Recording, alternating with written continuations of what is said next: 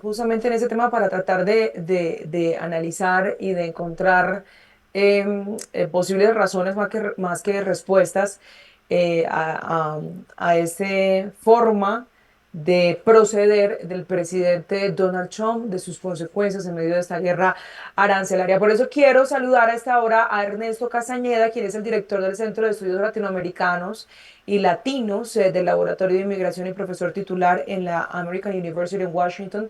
Gracias, como siempre, por estar con nosotros. Buenas tardes, Alejandra, gracias.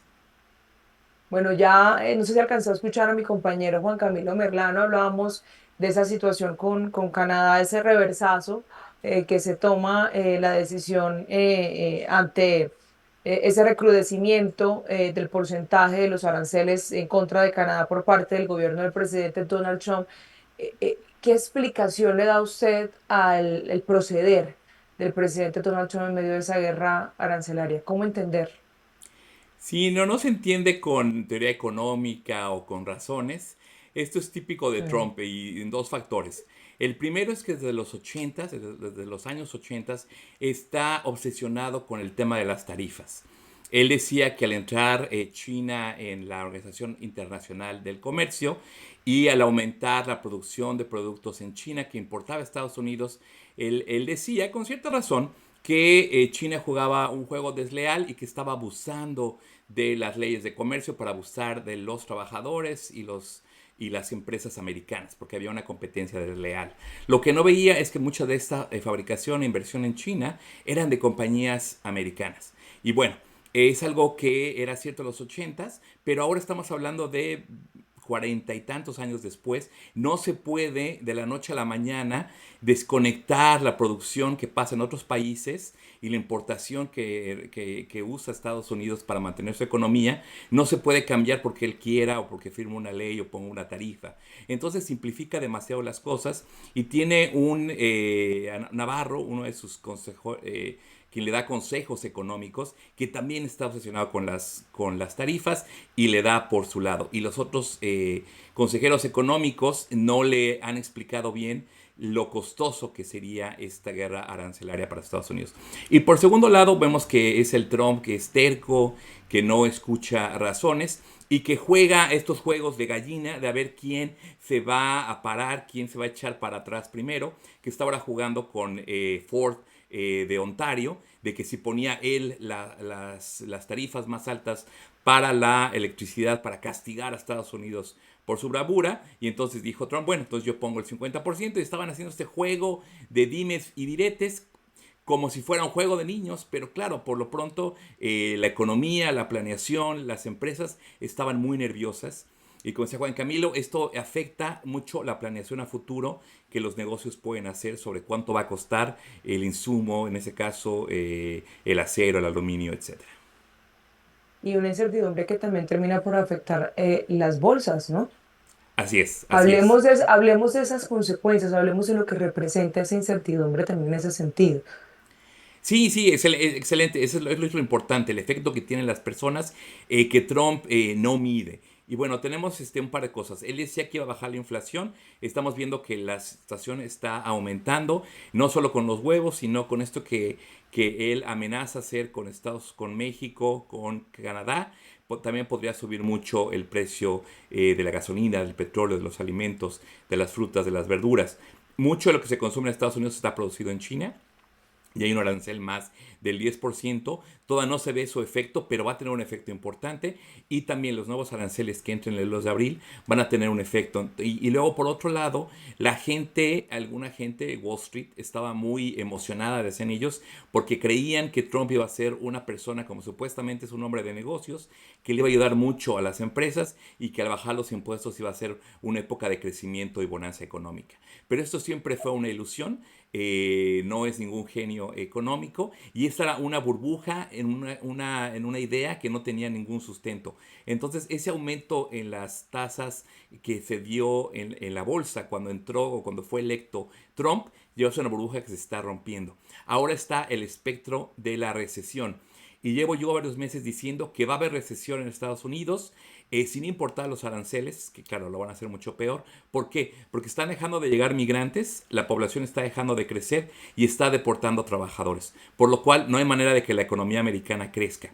Entonces la pregunta ahora es cuánto va a ser la recesión, si un 2, si es lo mínimo, un 4%, o se hace deportación masiva, más de un 8% de decrecimiento económico. Y para las familias, ¿qué significa esto? Bueno, que tienen que pagar más por sus alimentos y ya hay mucha gente que está en deuda de tarjeta de crédito histórica y que viven de un cheque a otro cheque, de ingreso a ingreso, mes de mes. No tienen, la mayoría de los americanos no tienen ahorros de más de $400. Entonces hay un incremento en la desigualdad en Estados Unidos, mucha incertidumbre y luego además está corriendo a mucha gente que trabaja en el gobierno, que le impacta gente en todo el país y muchas empresas están dejando de contratar.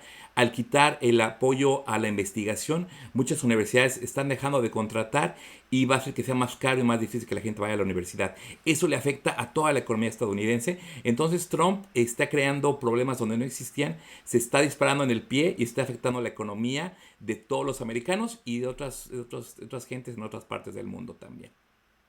Básicamente, entonces, toda esta especulación frente a una recesión, según su manera de verlo, es un hecho prácticamente en Estados Unidos.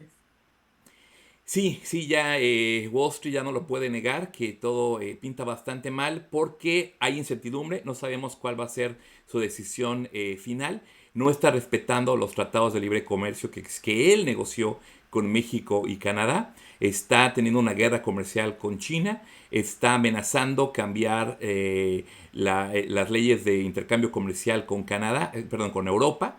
Y sobre todo eso, la mano de obra está bajando en Estados Unidos y al cortar el presupuesto del gobierno y al correr tantas personas, está haciendo que haya mucha gente desempleada, lo cual afecta a la economía. Entonces, está haciendo muchas cosas a la vez, muy rápido, y Musk también haciendo estos recortes generales muy apresurados al seguro social y demás. Van a haber problemas para que la gente pueda pagar su seguro médico, pueda pagar el doctor, menos apoyo a las escuelas públicas. Todo esto le va a afectar a toda la economía americana y está pasando muy pronto. Y aún el último reporte que hubo de desempleo todavía no había contabilizado los nuevos despidos.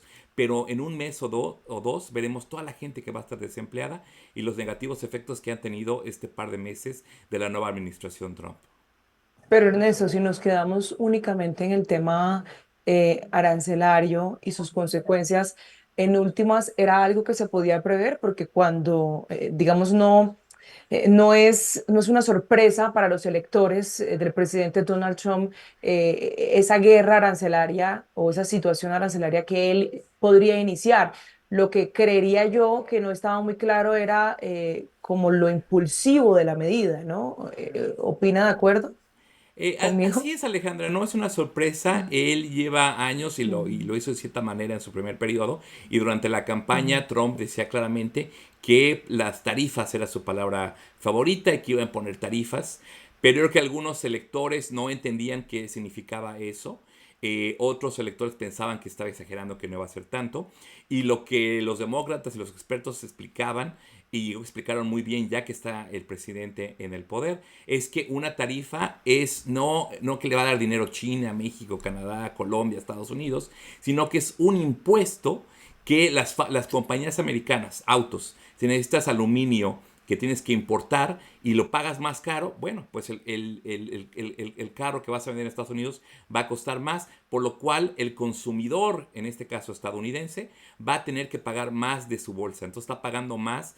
Ese es un impuesto que se lleva el gobierno federal, pero que paga no necesariamente las compañías, sino el usuario. Entonces, las tarifas son un impuesto, la gente ya lo está entendiendo, está preocupada por esto, pero Trump no quiere oír y bueno, por eso ha retrasado las tarifas con algunos países, por eso no va a ser el 50%, porque él ya sabe que estas medidas van a causar un debilitamiento económico, pero sigue queriendo imponerlas, por ejemplo, en este caso, 25%.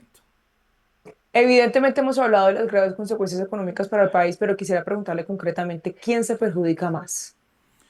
El ciudadano promedio, el ciudadano clase media, la ciudadanía pobre, Ujú. supuestamente el votante promedio de Estados Unidos, los productores pasan el gasto al consumidor. Y la gente millonaria como Trump y el gabinete de Donald Trump, pues no se preocupa porque tienen mucho dinero, no les importa cuánto cuesta la comida y los insumos. Pero la clase baja, la clase media estadounidense, va a bajar su nivel de vida.